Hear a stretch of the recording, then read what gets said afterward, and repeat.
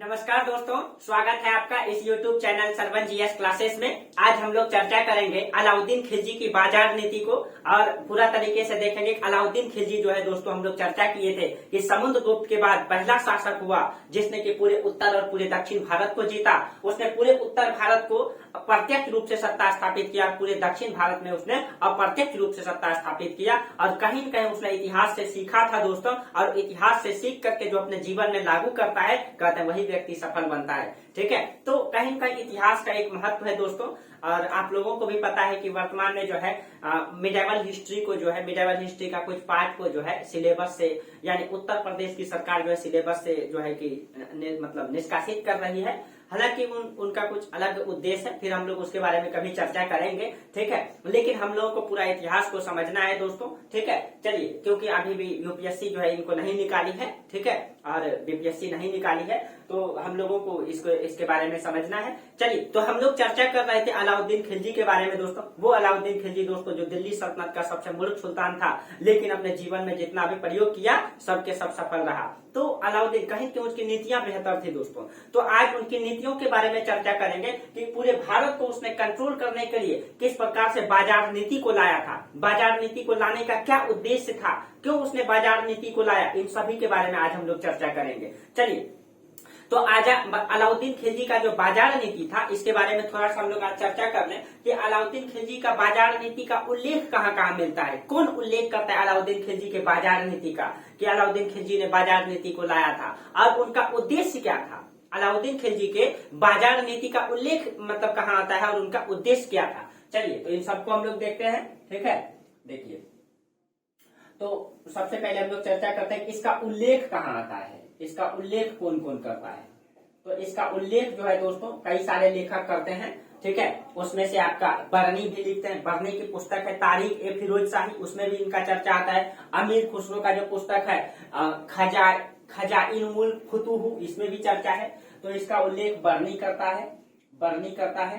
बरनी की पुस्तक है तारीख ए फिरोज शाही, तारीख ए फिरोज शाही, फिरोज शाही, इस पुस्तक में इसका उल्लेख आता है। और अमीर खुसरो भी इसका उल्लेख करता है। अमीर खुसरो, अमीर खुसरो, अमीर खुसरो का पुस्तक है खजाइन उल फुतूह, खजाइन उल फुतूह, खजाइन उल फुतूह, ये पुस्तक है अमीर खुसरो का।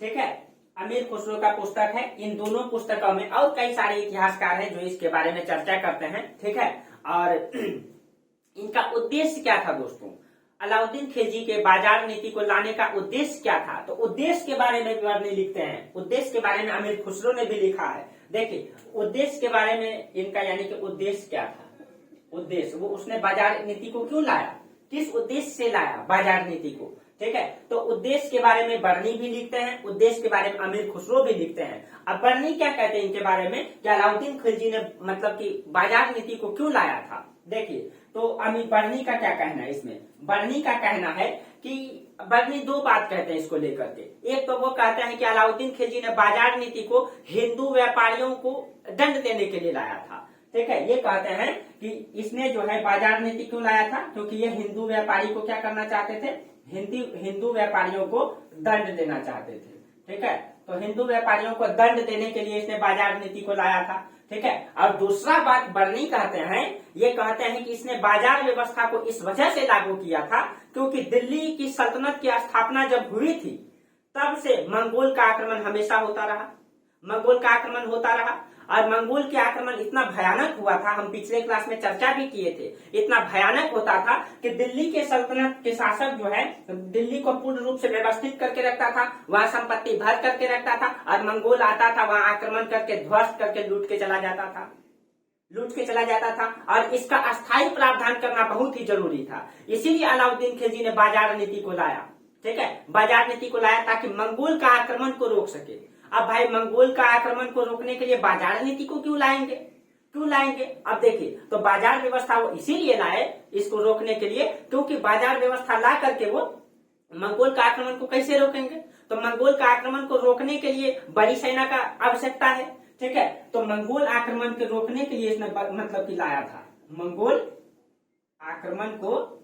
आक्रमण को जो है रोकने के लिए इसने क्या लाया, बाजार व्यवस्था को लाया, बाजार नीति को लागू किया। अब देखिए, तो मंगोल आक्रमण को रोकने के लिए क्या चाहिए, बड़ी सेना का गठन चाहिए, यानी बड़ी सेना चाहिए बड़ी मात्रा में। अब देखिए, हम लोग ये भी चर्चा किए थे दोस्तों कि अभी तक गुलाम वंशों ने जो शासन किया, उसने साम्राज्य का विस्तार नहीं किया और छोटे से क्षेत्रों में शासन किया। जितना मोहम्मद गौरी ने जितना भूभाग को जीत करके गया था, उसी भाग को संरक्षित करता रहा और उसी पे शासन किया। लेकिन जब अलाउद्दीन खिलजी आया तो उसी में शासन कर रहा था। इसका मतलब राजकोष अभी बहुत ज्यादा नहीं था, छोटा सा राजकोष था। बड़ी सेना का गठन कैसे करता, तो बड़ी सेना का गठन करने के लिए अब वो बाजार नीति को लाया। तो उसके लिए उसने क्या किया कि बड़ी सेना का गठन करने के लिए आर्थिक राजकोष मजबूत चाहिए था। अब देखिए, तो बड़ी सेना का गठन करने के लिए क्या चाहिए था, आर्थिक राजकोष मजबूत चाहिए। आर्थिक राजकोष क्या चाहिए, आर्थिक राजकोष मजबूत चाहिए। और आर्थिक राजकोष तो उनका मजबूत था नहीं, क्योंकि अभी तक तो वो छोटे क्षेत्रों में शासन करता था। बाद में अलाउद्दीन खिलजी साम्राज्य का विस्तार किया, इसीलिए। अब देखिए, तो आर्थिक राजकोष मजबूत है नहीं, तो हम इसमें चर्चा ही नहीं कर सकते हैं। दूसरा बात, अब क्या चाहिए, अब आर्थिक राजकोष जब मजबूत नहीं है, तब बड़ी सेना का गठन कैसे होगा। तब बड़ी सेना का गठन एक ही कीमत पे हो सकता है, जब कम वेतन पे सैनिक को रखा जाए। अब देखिए, अब दूसरा उद्देश्य क्या हो सकता है, जब कम वेतन पर क्या रखा जाए, सैनिक रखा जाए। अब भाई, कोई भी सैनिक कम वेतन पर आपको सेवा क्यों देगा, कम वेतन पर सेवा क्यों देगा, अब देखिए, कम वेतन पर सेवा क्यों देगा दोस्तों, तो बर्नी इसके बारे में कहता है, बर्नी ही लिखता है कि कम वेतन पे सैनिक देगा। वर्तमान में मान लीजिए दोस्तों, अभी 2023 में हम लोग जी रहे हैं। 2023 में किसी का वेतन मान लीजिए 60,000 रुपया है, 60,000 रुपया है, और वस्तु का मूल्य इतना अधिक है कि परिवार को चलाने में, फैमिली को चलाने में, जब कोई मतलब व्यक्ति जो है 60,000 रुपया महीना कमाता है नौकरी पेशा से, तो 60,000 में क्या होता है कि फ्लैट का खर्च, खाना खर्च, इतना महंगाई है कि उसमें लगभग 40 से 50,000 खर्च हो जाता है। बच्चों को पढ़ाने में, फ्लैट में रहने में, वे मतलब कि रूम रेंट भरने में, खाना खर्चा, चावल दाल महंगा, गैस, सब चीजें महंगा है। और उस महंगाई में लगभग कितना खर्च हो जाता है, लगभग जो है 40 से 50,000 खर्च हो जाता है। अब बचत वो कितना पर कर पाता है, सेविंग कर पाता है, वही लगभग 10 से 15,000 या 20,000 सेविंग कर पाता है, यानी सेविंग यानी बचा पाता है। अब अगर हम वस्तु की कीमत को ही घटा देंगे, और वस्तु की कीमत को घटा देंगे क्या हो जाएगा, देखिए, अब सैनिक का वेतन कम कर देंगे, यानी वेतन हम देते थे 60,000, हम वेतन देंगे सैनिक को 30,000। कितना देंगे, 30,000। और जो वस्तु की कीमत में जो खर्च हो जाता था, वस्तु की कीमत को घटा देंगे। सिलेंडर का कीमत 1200-1300 रुपया लगता है, हम उसको 400 रुपया कर देंगे। चावल जो है 40 रुपया केजी, हम उसको 35 रुपया 30 रुपया कर देंगे। अब ये कैसे हो सकता है, तो बाजार नीति से, मोनोपोली से हो सकता है। देखिए, तो अगर मतलब कि 60,000 वेतन मिलता है, तो हम 30,000 वेतन कर देंगे, और खर्च जो है, वस्तु महंगा है तो 40,000 हो जाता है, लेकिन वस्तु की कीमत हम घटा देंगे तो खर्च कितना हो जाएगा, 20,000 हो जाएगा। फिर भी तो वो 10,000 रुपया वेतन, मतलब कि 10 या मतलब 20,000 होगा या 15,000 खर्च होगा, तो फिर भी तो वो 10 से 15,000 सेविंग कर पा रहा है। तो अंतर कहाँ है, यहाँ भी वो इतना ही सेविंग कर पा रहा था, वहां भी वो उतना ही सेविंग कर पा रहा था। तो वस्तु का मूल्य को निर्धारित करके वस्तु का मूल्य को निर्धारित कर देंगे, कीमत उसका निर्धारित कम करके निर्धारित कर देंगे, तो कहीं पे उसका सेविंग उतना का उतना ही रह जाएगा। तो सैनिक काम करेगा कि नहीं करेगा, ये बात बर्नी कहता है। दूसरा बात कि उसने जो है मंगोल आक्रमण से बचने के लिए उसने बाजार नीति को लाया था, और बाजार नीति को इस प्रकार से उसने नियंत्रित किया। ये बात बर्नी लिखता है। उसके बाद बर्नी एक बात कहता है, बर्नी दो बातें कहता है। वो कहता है कि हिंदू व्यापारियों को दंड देने के लिए उसने बाजार नीति को लाया। दूसरा बात कहता है कि मंगोल आक्रमण से बचने के लिए उसने जो है बाजार नीति को लाया। ठीक है। अब अमीर खुसरो का क्या कहना है, अमीर खुसरो क्या कहते हैं, अमीर खुसरो के अनुसार बाजार व्यवस्था प्रजा को राहत देने के लिए इसने लाया था। प्रजा को राहत देने के लिए अमीर खुसरो कहता है, प्रजा को राहत देने के लिए उसने बाजार नीति को लाया था। ठीक है, ये बात अमीर खुसरो कहते हैं। अब देखिए, अब हम लोग समझते हैं कि अलाउद्दीन खिलजी का बाजार नीति क्या था। अलाउद्दीन खिलजी का बाजार नीति क्या था, किस प्रकार से उसने बाजार नीति को लाया, अधिक मतलब कि सैनिक को रखा। ठीक है, चलिए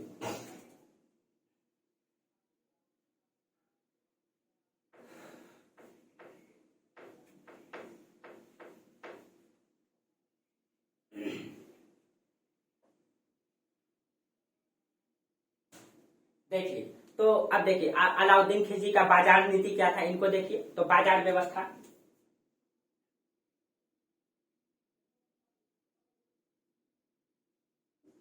अलाउद्दीन खिलजी की बाजार व्यवस्था, देखिए अलाउद्दीन खिलजी का जो मूल उद्देश्य था दोस्तों, वो वस्तुओं के मूल्य को नियंत्रित करना न, यानी कि बाजार व्यवस्था लाने का मूल उद्देश्य क्या था, वस्तुओं का मूल्य को, वस्तुओं का मूल्य को नियंत्रित करना, नियंत्रित करना न, यानी कि बाजार व्यवस्था में जो है उसने क्या किया था, वस्तुओं के मूल्य को नियंत्रित कर दिया था। और इस बाजार की जो स्थापना उसने किया था दिल्ली के बदायूं द्वार के अंदर में किया था। दिल्ली में बदायूं द्वार है दोस्तों, वहीं पे इसने जो है इस बाजार को इसने मतलब कि बनाया था, ठीक है। और बाजार का नाम रखा था सराय अदल, ठीक है। तो इसने बाजार कहाँ बनाया था, तो दिल्ली में बदायूं द्वार के अंदर, दिल्ली में बदायूं द्वार के अंदर बनाया था, अंदर। और बाजार का नाम क्या रखा था, बाजार का नाम था सराय अदल, ठीक है, सराय अदल, सराय अदल, ये बाजार का नाम रखा गया था सराय अदल, ठीक है। और सराय अदल जो है ये एक केंद्रीय बाजार था दोस्तों। सराय अदल ये किस प्रकार का बाजार था, ये एक केंद्रीय बाजार था, ये एक केंद्रीय बाजार था, ठीक है। और केंद्रीय बाजार जो था इसी में कहा जाता है ये अनाज का, ठीक है, अनाज का बाजार, वस्त्र का बाजार, मवेशी का बाजार और ये दास, ये तीनों का बाजार। ये केंद्र बाजार किसका बाजार था, ये जो है अनाज का बाजार था, इसमें अनाज बेचा जाता था, इसमें मवेशी को बेचा जाता था, ठीक है, मवेशी को बेचा जाता था, अनाज, मवेशी, ठीक है। वस्त्र, इसी में आपका वस्त्र, उसके बाद इसी में आपको दासों को भी बेचा जाता था दोस्तों। सोचिए दोस्तों, एक इंसान की क्या कीमत थी, मवेशी के साथ इंसान को भी दास के रूप में बेचा जाता था, ठीक है। एक ही बाजार में एक तरफ इंसान बिकता था, एक ही बाजार में एक तरफ मवेशी बेचता था, ठीक है। यानी कि इंसानों को मवेशी की तरह बेचा जाता था, ये परिस्थितियां थी उस समय, ठीक है। और ये बाजार, तीनों जो बाजार था ये, ठीक है, ये तीनों बाजार अलग अलग था, ठीक है। और बाजार का जो मुख्य अधिकारी था, यानी कि इस केंद्रीय बाजार का मुख्य एक अधिकारी होता था, उसको सहना ए मंडी कहा जाता था, ठीक है। इसमें केंद्र बाजार का एक मुख्य अधिकारी होता था, उसको सहना ए मंडी कहा जाता था, सहना ए मंडी, ठीक है, उसको सहना ए मंडी कहा जाता था। और सहना ए मंडी एक पद था जो तीनों बाजार में एक एक होता था। ये तीन प्रकार का बाजार था, अनाज का बाजार अलग था, मवेशी का बाजार अलग था, ठीक है, और दास का बाजार अलग था, उसी में वस्त्र बाजार भी चलता था, ठीक है। और तीनों में एक एक, यानी कि ये तीनों बाजार अलग अलग था, तीनों में एक मतलब अधिकारी होता था, उसको सहना ए मंडी कहा जाता था। और सहना ए मंडी क्या करता था, ठीक है, ये मतलब अलाउद्दीन खिलजी के समय इस पोस्ट पे जो है मलिक काबुल को दिया गया था। ये पोस्ट जो है अलाउद्दीन खिलजी के समय किसको दिया गया था, मलिक काबुल को, मलिक काबुल, इसको जो है इस पोस्ट पे रखा गया था, सहना ए मंडी, यानी कि बाजार का मुख्य अधिकारी इसको बनाया गया था। अब ये क्या काम करता था, ये जो है मलिक काबुल या सहना ए मंडी जो है क्या काम करता था, इसका काम क्या होता था, ये सभी व्यापारियों और सौदागरों को का जो है रजिस्ट्रेशन करता था, रजिस्ट्रेशन करना और उसका नियंत्रण रखना, ठीक है, और व्यापारियों को परमिट देना होता था, इन सब काम को ये करते थे, ठीक है। तो ये क्या करते थे, आप लोग इसको लिख लीजिएगा, ठीक है। एक काम था इसका कि सभी व्यापारियों और सौदागरों को का रजिस्ट्रेशन करना, यानी कि कौन कौन व्यापारी आ रहा है, क्या क्या बेच रहा है, उसका रजिस्ट्रेशन करना, ठीक है, उस पर नियंत्रण रखना, ठीक है, नियंत्रण रखना। और व्यापारियों का एक परमिट लेना, अब व्यापारी जब आते थे तो उनको एक परमिट लेना होता था कि हम इस मार्केट में मतलब सौदा बेचना चाहते थे, उसको परमिट देना भी इसका काम होता था, ठीक है। तो उसको परमिशन देता था, ठीक है। और जो परमिट जो देता था, परमिट देने के लिए एक अलग अधिकारी होता था, उसको जो है परवानवीस कहते थे, ठीक है। परमिट जो मार्केट में जब कोई व्यापारी आता था तो उसको परमिट लेना होता था। अब परमिट लेने के लिए एक व्यापारी को रखा गया था, उसको परवानवीस कहा गया है, परवानवीस होता था। और यही जो है सभी व्यापारियों को परमिशन देता था, परमिट देता था, ठीक है। दूसरा काम सहना ए मंडी का क्या था, सहना ए मंडी दूसरा काम करता था, दुकानदारों और जो है कीमतों पर नियंत्रण रखता था, ठीक है, कि जो मतलब कीमत निर्धारित किया गया है उस कीमत पे सब व्यापारी जो है अपना अडिंग खड़े हैं कि नहीं, उस पे जो है उसी आधार पे जो है कि सामान बेच रहे हैं कि नहीं। ठीक है, तो दूसरा काम क्या था शहनाई मंडी का? दूसरा काम था कि दुकानदारों और कीमतों पर जो है नियंत्रण रखना। ठीक है, और यानी कि मतलब चोरी कोई नहीं कर सकता है, कोई अधिक कीमत पे नहीं बेच सकता है, जो नियंत्रण रखा गया है। ठीक है, और कोई कम नहीं तोल सकता है। कहा जाता है दोस्तों अलाउद्दीन खिलजी का बाजार व्यवस्था इतना मजबूत था क्योंकि शक्ति के आधार पे इसको लाया गया था, शक्ति के आधार पे। ठीक है, यानी कि इस बाजार व्यवस्था को अलाउद्दीन खिलजी जैसा शासक ही नियंत्रित कर सकता था और अन्य शासक नहीं कर सकता था, और अलाउद्दीन खिलजी तो कोई दूसरा नहीं हो सकता है दोस्तों। ठीक है, इसीलिए और कहा जाता है कि इतना शक्ति सिस्टम था कि अगर कोई व्यक्ति कम तौल के देता था, यानी कि 100 ग्राम अगर कोई कम तौल दिया तो कहा जाता है कि शरीर से उतना ही मांस निकाल करके उस तराजू में रख दिया जाता था। इतनी कठोर व्यवस्था लागू किया था। ठीक है, अगर 100 ग्राम कम तौल देता था तो उस व्यापारी का शरीर से उतना ही मांस निकाल के तराजू में रख दिया जाता था। और इस शक्ति सिस्टम में जो है कोई भी व्यापारी धोखाधड़ी और कम नहीं तोलता था दोस्तों। ठीक है, और इतना सख्त बाजार सिस्टम था इसका, इतना सख्त नीति से लागू किया था ये बाजार को। ठीक है, देखिए तो हम तो अभी अधिकारी की बात कर रहे थे शहनाई मंडी का। ठीक है, शहनाई मंडी का और काम क्या था? शहनाई मंडी का और काम था न्याय करना। ठीक है, दूसरा काम इसका क्या था? न्याय करना। देखिए दूसरा काम तो आपको बताए, सब पे नियंत्रण रखना, सौदागरों और व्यापारियों दुकानदारों पर नियंत्रण रखना। ठीक है, सब पे जो है नियंत्रण रखना। तीसरा काम इसका क्या था? तीसरा काम इसका था कि न्याय करना। अगर कोई गलत कर देता था तो न्याय करना। ठीक है, न्याय करना इसका काम था। उसके बाद शहना-ए-मंडी के ऊपर एक पोस्ट होता था, उसको कहते हैं दीवान-ए-रियासत। ठीक है, यहीं पे दीवान शहना-ए-मंडी के ऊपर एक पोस्ट होता था दीवान-ए-रियासत। दीवान-ए-रियासत, दीवान-ए-रियासत। और दीवान-ए-रियासत इसको वाणिज्य मंत्री कहते हैं। ठीक है, इसको क्या कहते हैं? ये दीवान-ए-रियासत यानी कि वाणिज्य मंत्री, वाणिज्य मंत्री। ठीक है, वाणिज्य मंत्री होता था दीवान-ए-रियासत। ठीक है, और ये जो पद था इसको, ये पद मलिक याकूब को दिया गया था। ये पद किसको दिया गया था? मलिक याकूब को। मलिक याकूब को दिया गया था ये पोस्ट। ठीक है, अब देखिए इसका कार्य क्या होता था? मलिक याकूब का कार्य क्या होता था? इसका कार्य होता था आर्थिक नियमों को लागू करना। ठीक है, यानी जितना भी अर्थव्यवस्था में सिस्टम था उस नियम को लागू करना, यानी कि जितना सिस्टम तैयार किया गया था बाजार के लिए उन सब नियमों को लागू करना इसका काम था। और उस पर नियंत्रण रखना, यानी कि अगर मान लीजिए कि व्यापारियों पे नियम, आर्थिक नियम लागू कर दिया गया कि टैक्स इतना लेना है, तो उस पर नियंत्रण, कितना व्यापारी से कितना पैसा लेना है, कितना टैक्स निर्धारित किया गया, तो उन सब नियमों को लागू करवाता था ये, और उस पर नियंत्रण बनाए रखता था। ठीक है, और इन सभी को देख रेख करने के लिए कि मार्केट ठीक से चल रहा है कि नहीं, मार्केट का जो सारे व्यापारी है, जितना भी अधिकारी है, वो ठीक से चल रहा है कि नहीं, उन सभी को देख रेख करने के लिए एक पोस्ट बनाया गया था बरीद। ये एक गुप्तचर था जो सीधे मतलब की सूचना पहुंचाता था। तो मार्केट को देख रेख करने के लिए एक पोस्ट बनाया गया था बरीद। ठीक है, और ये क्या था? ये गुप्तचर था, गुप्तचर। और ये चुपचाप गुप्तचर जो है मार्केट में घूमते रहता था, देखते रहता था, और गलत करने पर ये सीधे सूचना किसके पास देता? अलाउद्दीन खिलजी से ये सीधे जुड़ा हुआ होता था, सीधे। ठीक है, ताकि कोई भी मार्केट में गलत तरीके से काम नहीं कर पाए। ठीक है, और बरीद। और एक पोस्ट होता था मोहनियान, एक पोस्ट था मोहनियान, ये एक जासूस था। ठीक है, मोहनियान।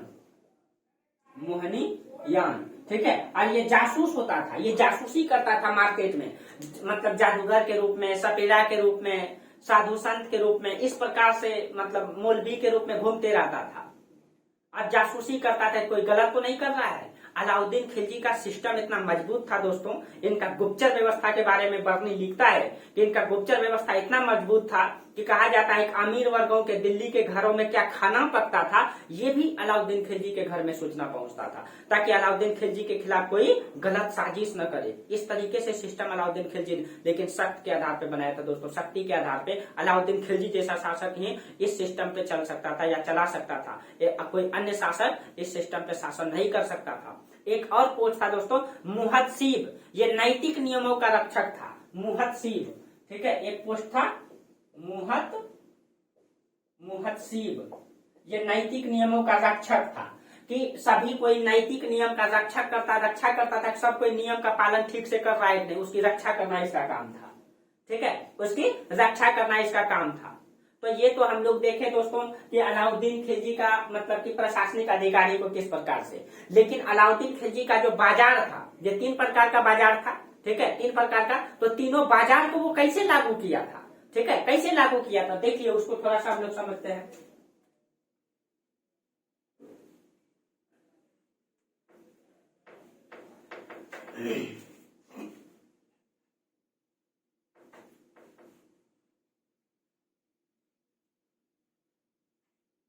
तो देखिए, अलाउद्दीन खिलजी का जो बाजार था, ये 3 प्रकार का बाजार था। 3 प्रकार का बाजार था। सबसे पहले हम लोग देख रहे थे अनाज का बाजार, वस्त्र का बाजार और मवेशी और दास का बाजार। नहीं, तो एक में आपका अनाज का बाजार, अनाज का बाजार, दूसरा था वस्त्र का बाजार,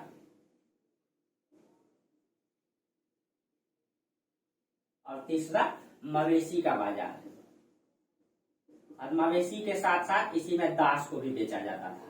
ठीक है, मवेशी और दास को एक ही मार्केट में बेचा जाता था। देखिए, वो जो अनाज का बाजार बनाया था, ठीक है, अनाज का बाजार, ये मतलब कि सबसे पहले वो अनाज का मूल्य निर्धारित किया।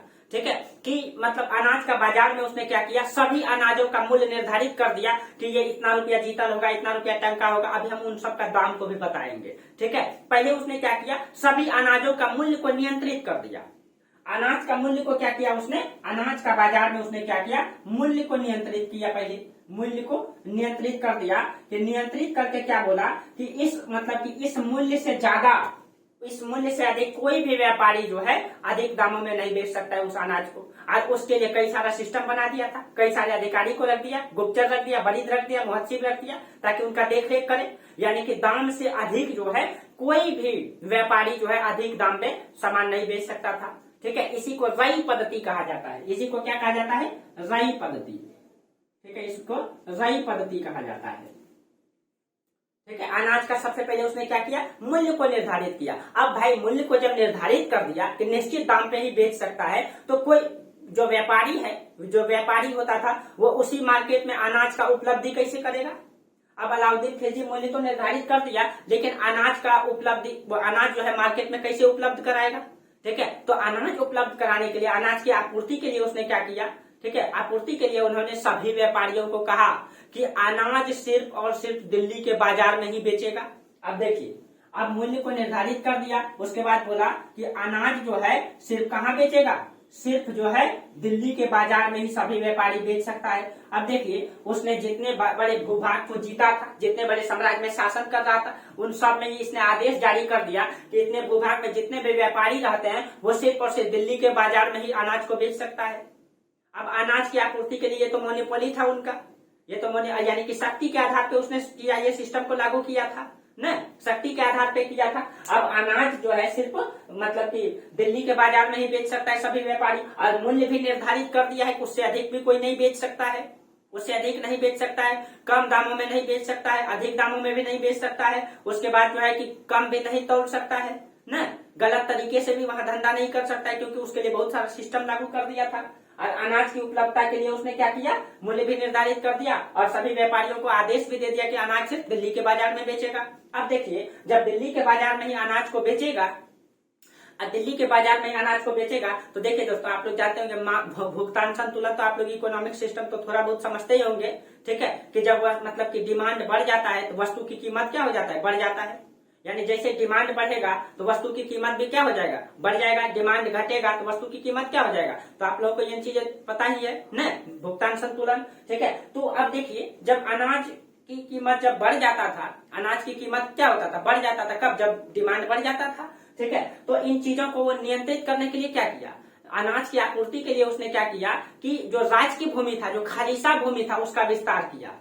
उसने खालिसा भूमि मतलब सरकारी भूमि, तो उसने क्या किया कि मूल्य निर्धारित करके अनाज में, जो अनाज की आपूर्ति के लिए उसने क्या किया, ठीक है, अनाज की आपूर्ति के लिए उसने 2 काम किया। एक काम तो किया कि सभी व्यापारियों को आदेश दिया कि वो सिर्फ और सिर्फ दिल्ली के बाजार में बेचेगा। दूसरा काम उसने क्या किया, खालिसा भूमि को बढ़ाया। ठीक है, खालिसा भूमि का मतलब हो गया सरकारी भूमि को बढ़ाया। ठीक है, सरकारी भूमि यानी राज्य की भूमि को बढ़ाया। उसने जो है अभी तक में जितनी भूमि को मतलब कि धार्मिक संस्थानों को दान में दिया गया था उन सभी भूमि को इसने छीन लिया। ठीक है, चाहे मतलब ब्राह्मण वर्ग को मंदिर के लिए दिया गया हो या मस्जिद के लिए दिया गया हो, उन जितने भी सरकारी मतलब की भूमि था, जितने भी भूमि था जो दान में दिया गया था उन सबको इसने छीन लिया। प्लस में और कई सारे जंगलों को साफ करके, ठीक है, इसने जो है बड़े मतलब कि क्षेत्रों को मतलब भूमि में बदल दिया। ठीक है, कृषि वहां विस्तार किया। और उसके बाद मेरठ से लेकर के प्रयागराज तक के क्षेत्र को इसने जो है पूरा का पूरा कृषि व्यवस्था, यानी प्रयागराज यहाँ है दोस्तों न, इलाहाबाद न, तो यहाँ तक ये मेरठ से लेके पूरा, क्योंकि ये दोआब क्षेत्र है दोस्तों और यहाँ उपज बहुत ज्यादा होता है। और इस उपज के बारे में कहीं के अलाउद्दीन खिलजी वाकिफ था न। अलाउद्दीन खिलजी जो है ये दोआब के जो दो नदियों का बीच का क्षेत्र ये बहुत ज्यादा उपजाऊ है और इसकी महत्ता को अलाउद्दीन खिलजी समझ गए थे। एमबीटी भी इसके बारे में समझ गए थे। वो जानते थे कि ये क्षेत्र बहुत उपजाऊ है, ये क्षेत्र उपजाऊ है। और उसके लिए उसने क्या किया, उसके लिए खालिसा भूमि को बढ़ाया। अब जब खालिसा भूमि को बढ़ाया तो ऑटोमेटिक है कि राज्य के जो अनाज है वो उपज अधिक होगा, तो वो जो अनाज जाएगा वो राज्य में जाएगा, वो राज्य में जाएगा, यानी कि खालिसा भूमि का विस्तार किया। उसके बाद टैक्स जो है इसने बोला कि टैक्स जो है यहाँ का जो व्यापारी है टैक्स तुरंत पहुंचाएगा, यानी टैक्स क्या करेगा, तुरंत देगा। ठीक है, टैक्स क्या करेगा, तुरंत देगा। ठीक है, तुरंत का मतलब ये हो गया। और टैक्स जो है 50% निर्धारित किया गया था, क्योंकि दोस्तों शरीयत के अनुसार 50% से अधिक अलाउद्दीन खिलजी टैक्स नहीं ले सकता है, इसीलिए उसने 50% टैक्स को निर्धारित किया, क्योंकि वो शरीयत के खिलाफ कभी गया नहीं। ठीक है, तो उसने टैक्स जो है 50% निर्धारित किया और सभी किसानों को बोला कि टैक्स तुरंत मतलब अदा करेंगे। यानी कि तुरंत का मतलब ये हो गया कि किसान जब खेत में जब धान तैयार करता था या मक्का या गेहूं चावल जो भी तैयार करता था, ठीक है, तो वो मतलब खेत से ही टैक्स को जो है डायरेक्ट मार्केट लेकर के आ जाएंगे, खेत से ही मार्केट लेकर के आएंगे। क्यों, क्योंकि जैसे परिवहन में देरी होगा, ठीक है, तो वस्तु का मूल्य क्या हो जाएगा, अधिक हो जाएगा, वस्तु का मूल्य अधिक हो जाएगा, इसीलिए तुरंत मार्केट में पहुंचाएगा वो। ठीक है, तुरंत मार्केट में पहुंचाएगा। और आज भी जो है कि कहीं कहीं ये चीजें होता है दोस्तों, जो गरीब किसान है, जिस समय पूरे देश में अनाज अधिक हो जाता है, अनाज अधिक हो गया तो कीमत क्या हो जाता है, अनाज का घट जाता है। तो जब ये तुरंत पहुंचाएगा, सभी व्यापारी मार्केट में अनाज पहुंचाएगा तो उसका कीमत गिर जाएगा, और गिर जाएगा तो आसानी से नियंत्रित कर पाएगा मार्केट को। इसीलिए उसने ये मोनोपोली था उनका। ठीक है, तो उसने बोला कि अनाज जो है तुरंत मार्केट में पहुंचाएगा और टैक्स 50% देगा, तो कहीं न कहीं जो है ये मोनोपोली था उनका। ठीक है, और इस प्रकार से उसने क्या किया, कीमत को सबको निर्धारित कर दिया था और उसने जो है अनाज को मतलब आपूर्ति के लिए उसने इन सारे सिस्टम को मतलब बनाया। ठीक है, उसके बाद जो वस्त्र का बाजार था, ठीक है, इसने वस्त्र का व्यापार के लिए मुल्तान के व्यापारी को पहले ही राशि दे दिया, अग्रिम राशि दे दिया। ठीक है, अब देखिए जो वस्त्र का बाजार था, वस्त्र की बाजार को इसने चलाने के लिए क्या किया था, मुल्तान के व्यापारी को, ठीक है, मुल्तान के व्यापारी को इसने क्या किया, अग्रिम राशि दे दिया। ठीक है, अग्रिम राशि दे दिया ताकि ये क्या करे, आसानी से माल को उपलब्ध करा पाए। ठीक है, अग्रिम राशि दिया। और जो यहाँ पे जो व्यापारी आता था दोस्तों, यहाँ पे जो व्यापारी आता था, ठीक है, यहाँ पे जो व्यापारी मुल्तान से व्यापारी आता था वस्त्र का मतलब कि ये लेकर के, थोक लेकर के, तो उसमें अगर मुसलमान व्यापारी आता था तो उससे 5% टैक्स लेता था। ठीक है, इसमें अगर मुस्लिम व्यापारी आता था तो उससे कितना टैक्स लगता था, उससे 5%। जबकि हिंदू व्यापारी जो अब आता था तो उनसे जो है 10% टैक्स निर्धारित किया गया था। ठीक है, 10% टैक्स निर्धारित किया गया था। और मवेशी और जो दास का मतलब मार्केट था दोस्तों, इसमें कहा जाता है कि सभी मवेशियों का मूल्य निर्धारित कर दिया था इसने। ठीक है, अभी सबके बारे में बताएंगे भी। ठीक है, सभी मवेशियों का मूल्य निर्धारित कर दिया था और दास को उसकी योग्यता के आधार पर निर्धारित किया गया था कि एक दास इतना में बिकेगा, इतना में। और जो अरबी घोड़ा था, ठीक है, और जितना यानी कि घोड़ा जो है, अरबी घोड़ा बेहतर होता है, अरब से घोड़ा मंगाया जाता था। और अरब से जब घोड़ा आता था भारत तो उस बीच में बहुत सारा बिचौलिया था, और जब अरब से घोड़ा वो बिचौलिया लाता था तो यहाँ पे अधिक कीमत पर लाता था। तो अलाउद्दीन खिलजी क्या किया, सीधे हिंदुस्तान से अरब के राजाओं से ही संपर्क कर लिया, सभी बिचौलियाओं को खत्म कर दिया, और डायरेक्ट अरब के राजा से इसने संपर्क स्थापित कर लिया। ठीक है, इससे क्या हो गया कि कम कीमत में घोड़ा आसानी से पहुंच गया राज्य में। उसके बाद घोड़ा पे इसने जो है दाग और हुलिया पद्धति को लागू किया। ठीक है, मवेशियों का सबसे पहले क्या किया, इसने मूल्य को क्या किया, मूल्य को निर्धारित किया। ठीक है, मूल्य को निर्धारित किया। मूल्य को निर्धारित किया। उसके बाद इसने क्या किया, मूल्य को निर्धारित करके सीधे इसने अरब के राजा से इसने संपर्क स्थापित किया, सारे बिचौलियों को इसने समाप्त कर दिया। उसके बाद जो है इसने दाग और हुलिया पद्धति को लागू किया, दाग और हुलिया पद्धति। ठीक है, देखिए दोस्तों, कहा जाता है कि अलाउद्दीन खिलजी की सेना जो है बहुत बड़ी थी। अभी हम चर्चा करेंगे सैन्य व्यवस्था में। लगभग 10 लाख सेना था अलाउद्दीन खिलजी के पास। उसमें सैन्य मतलब की जो अश्व सेना थी, यानी घुड़सवार सेना भी बहुत सारा था, लगभग 3 से 4 लाख था। ठीक है, तो उसमें क्या होता था कि इसके जो अधिकारी लोग थे ये भी गलती करते थे, इसीलिए उसने हुलिया पद्धति लाया था। क्या करता था, यानी 10 गो घोड़ा खरीद के लाया। ठीक है, घोड़ा खरीद के लाया 10 गो, और उसके बाद एक बार उसका पैसा मतलब कि शासक से ले लिया, और फिर उसी घोड़ा का कीमत जो है दोहरा करके ले लेता था। ठीक है, उसी घोड़ा को फिर से ला करके फिर से जो है कि बोलता था कि 10 गो घोड़ा फिर लाए हैं, और उसका पैसा ले लेता था अलाउद्दीन खिलजी से। इससे क्या होता, नुकसान होता, यानी एक ही घोड़ा का 2 से 3 बार कीमत ले लेता था। ठीक है, इसीलिए अलाउद्दीन खिलजी क्या किया, दाग और हुलिया पद्धति लागू कर दिया। जो भी घोड़ा राज के घोड़ा होता था उसको दाग दिया जाता था, ताकि उस दोहरा करके इसमें भ्रष्टाचार को खत्म किया उसने। ठीक है, भ्रष्टाचार को क्या किया, खत्म कर दिया बीच से। और इस तरीके से उसने बाजार नीति को क्या किया, नियंत्रित किया, स्थापित किया। ठीक है, और इस बाजार नीति से उसने बड़ी सेना का गठन किया, और बड़ी सेना का गठन करके इसने उत्तर पश्चिम के भूभाग में लगाया, ताकि मंगोल आक्रमण से क्या हो पाए, बच पाए। और हम पिछले क्लास में आप लोगों को मंगोल का आक्रमण को पढ़ाए थे, किस प्रकार से जब अलाउद्दीन खिलजी रणथंभौर और चित्तौड़ अभियान में गया था, तो 1203 ईस्वी में अलाउद्दीन खिलजी के साम्राज्य में क्या हो गया था, अलाउद्दीन खिलजी के साम्राज्य में जो है मंगोल का आक्रमण हुआ। और मंगोल का आक्रमण इतना भयानक था कि अलाउद्दीन खिलजी डर से जो है दिल्ली की सीमावर्ती क्षेत्रों में रहा, लेकिन दिल्ली नहीं घुसा, और दिल्ली पूरा ध्वस्त हो गया। लेकिन फिर से अलाउद्दीन के समय 1206 और 1208 में जो है मंगोल का आक्रमण हुआ, लेकिन उस समय क्या हुआ, कहीं कहीं मंगोल जो है पराजित होकर के वापस गया न। तो कहीं कहीं अलाउद्दीन खिलजी का ये बाजार नीति कहीं कहीं सफल रहा दोस्तों। लेकिन ये बाजार व्यवस्था को अलाउद्दीन खिलजी के जैसा ही सख्त शासक ही चला सकता था, आम शासक नहीं चला सकता था। हर व्यक्ति अलाउद्दीन खिलजी भी तो नहीं बन सकता है दोस्तों। ठीक है, अलाउद्दीन खिलजी तो नहीं बन सकता है। अब देखिए, अब कहा जाता है कि अलाउद्दीन खिलजी ने जो बाजार व्यवस्था लाया, ठीक है, इससे जो है बड़ी सेना का गठन करने में वो सफल भी रहा।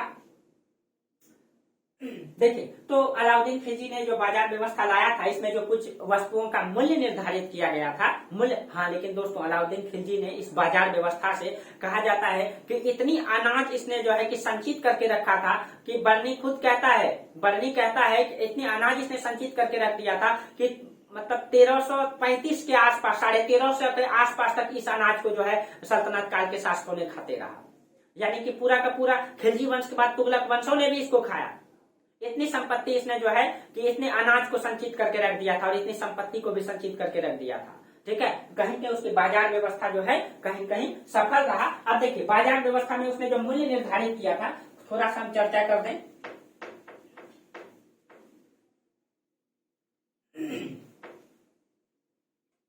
देखिए, कुछ वस्तुओं का उसने क्या किया था, मूल्य को निर्धारित कर दिया था न। थोड़ा सा हम चर्चा कर दें कि खाद्यान्नों का निर्धारित मूल्य कितना था, ये बर्नी के अनुसार।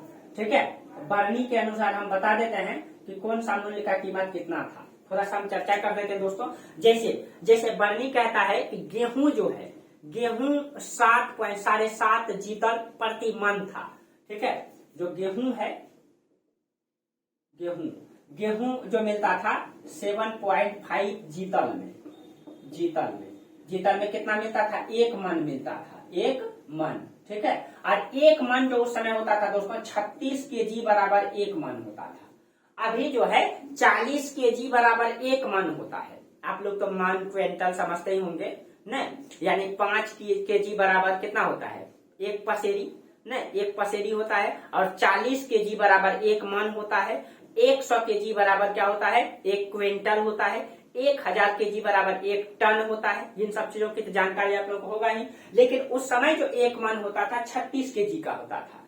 तो 7.5 जीतल में 1 मन क्या मिलता था, गेहूं मिलता था। और ये जो जीतल था ये पीतल का मतलब कि सिक्का बना हुआ होता था, पीतल का सिक्का था। ठीक है, और जौ जो है, जो जौ मिलता था 4 जीतल प्रति मन था। जो जौ था, जौ कितना मिलता था, 4 जीतल में 1 मन मिलता था।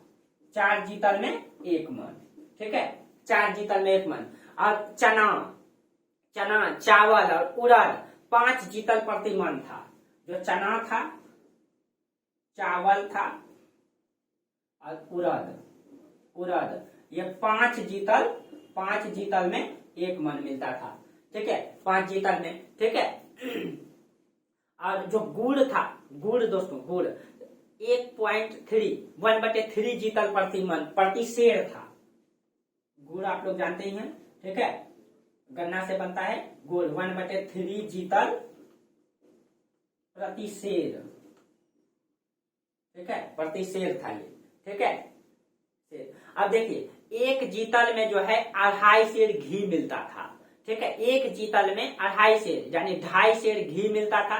ठीक है, मक्खन मिलता था, 3 सेर सरसों मिलता था, सरसों तेल, और आधा मन नमक मिलता था। यानी कि 1 जीतल में क्या क्या मिल जाता था। अगर 1 जीतल देता था तो 1 जीतल में जो है दोस्तों, 1 जीतल में 2.5 सेर घी मिल जाता था।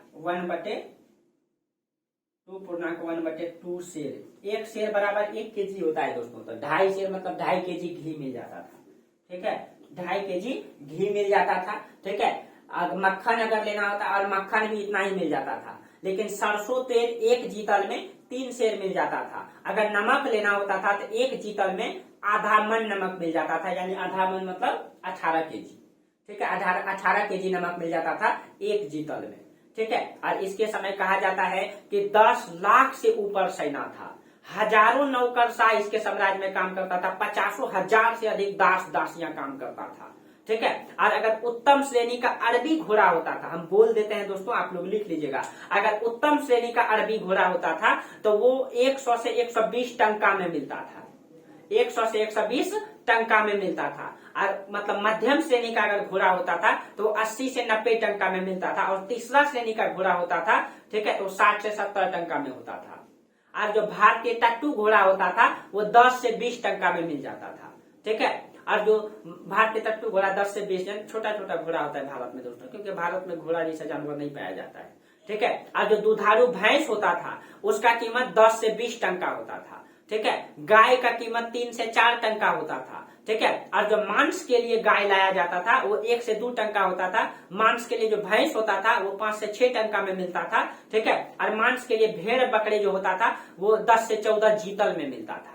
ठीक है, और युवक दास जो था, जो युवक दास होता था वो 20 से 30 टंका में मिलता था। और सामान्य दास जो होता था वो 7 से 8 टंका में प्राप्त हो जाता था। ठीक है, ये सारा इस तरीके से अलाउद्दीन खिलजी का जो ये बरनी लिखता है दोस्तों, इस तरीके से उसने मूल्य को निर्धारित कर दिया था। इस तरीके से उसने क्या किया था, मूल्य को निर्धारित कर दिया था। और किसानों से जो लिया जाने वाला कर था उसको खराज कहा जाता। भू राजस्व को क्या कहा जाता था, खराज, यानी भूमि से जो भू राजस्व, भू राजस्व को क्या कहा जाता था, खराज कहा जाता था। ठीक है, ये भूमि कर था जो किसानों से लिया जाता था। ठीक है, और ये कितना परसेंट था, ये 50% लेता था दोस्तों। देखिए शरीयत के अनुसार अगर 50% ही निर्धारित आती, उससे अधिक नहीं ले सकता है, नहीं तो वो और ज्यादा लागू कर देता, कहीं कहीं बढ़ा करके टैक्स लिया था। ठीक है, उसके बाद इसके अलावा आवास, चारागाह और पशुधन पर भी इसने कर लगाया था। ठीक है, अगर मतलब कहा जाता है कि अगर आप पशु रखते थे तो फिर भी टैक्स देना होता था। कहा जाता है कि 2 जोड़ी बैल और 1 जोड़ी भैंस और 10 बकरियां रखना मुफ्त था। यानी कि 2 जोड़ी अगर कोई बैल रखता है, 1 जोड़ी भैंस रखता है और 10 बकरी रखता है तो मुफ्त। अगर इससे अधिक रखेगा तो उसको टैक्स देना होता था। ठीक है, और गैर मुस्लिम प्रजा से जो है, जो कि इस्लाम नहीं था, गैर इस्लाम था, उसको जो है फराही और जजिया कर देना पड़ता था। ठीक है, और इस्लाम संप्रदाय से जकात कर लिया जाता था, जो मुस्लिम से लिया जाने वाला टैक्स था। ठीक है, एक पहरेदारी टैक्स था जो खुम्स होता था। देखिए दोस्तों, सल्तनत काल में 4 प्रकार का टैक्स चलता था, खुम्स, खराज, जजिया, जकात। तो जजिया तो आप लोग समझते हैं दोस्तों। ठीक है, यानी कि गैर मुस्लिम से लिया जाने वाला कर। जकात जो इस्लाम संप्रदाय से लिया जाता है, मुस्लिम से लिया जाने वाला कर। खुम्स जो होता था, ठीक है, वो लूट का धन होता था, लूट का माल। और खराज जो होता था वो भू राजस्व होता था। ठीक है, और खुम्स एक प्रकार का पहरेदारी भी कर था। इस प्रकार से इसने टैक्स को निर्धारित किया था। ठीक है, अलाउद्दीन खिलजी। अब देखिए, तो ये हमारा अलाउद्दीन खिलजी का बाजार नीति था दोस्तों। अब देखिए, अब अलाउद्दीन खिलजी का हम लोग जो पढ़ेंगे, अब हम लोग पढ़ेंगे अलाउद्दीन खिलजी का खिलजी क्रांति भी पढ़ेंगे दोस्तों थोड़ा सा। उसके बाद अलाउद्दीन खिलजी का केंद्र विभाग को भी पढ़ेंगे, किस प्रकार से उसने प्रशासन को नियंत्रित किया था, केंद्र विभाग को उसने किस प्रकार से बनाया था, ये भी हम लोग क्लास करेंगे। ठीक है, तो अलाउद्दीन खिलजी का बाजार नीति पढ़ लिए हम लोग, उसके बाद खिलजी क्रांति पढ़ेंगे, उसके बाद अलाउद्दीन खिलजी का केंद्र विभाग, उसके प्रशासनिक सिस्टम को भी पढ़ना है। ठीक है, तो कहीं पे आप लोगों को अलाउद्दीन खिलजी का बाजार नीति समझ में आया होगा। इसको एक बार में अगर समझ में नहीं आए दोस्तों तो इसको 2 बार देखिएगा। ठीक है, इसका नोट्स आप लोगों को मिल जाएगा। ठीक है, तो आप लोग चिंता नहीं करें, इसका नोट्स मिल जाएगा टेलीग्राम ग्रुप में। और जो भी मतलब डेली कंटिन्यू क्लास करना चाहते हो वो मेरा टेलीग्राम ग्रुप से जुड़ जाए। हर वीडियो के लिंक में जो है, हर वीडियो के डिस्क्रिप्शन में टेलीग्राम ग्रुप का लिंक रहता है, उससे आप जुड़ जाएंगे तो उसमें आपको प्रतिदिन नोट्स मिलता रहेगा। ठीक है, और कहीं कहीं आप लोगों का पूरा क्लास, पूरा मिडिवल हिस्ट्री का क्लास लेंगे। ठीक है, एंशिएंट हिस्ट्री पूरा पढ़ा चुके हैं। ठीक है, आप लोग मेरा प्लेलिस्ट में जाकर के संपूर्ण प्राचीन भारत के नाम से वीडियो है, उसमें 85 वीडियो डाल दिया गया है, पूरा एंशिएंट हिस्ट्री को पढ़ा दिया है दोस्तों। कहीं भी पीसीएस लेवल का किसी भी क्वेश्चन को बनाइए, कहीं भी नहीं छूटेगा।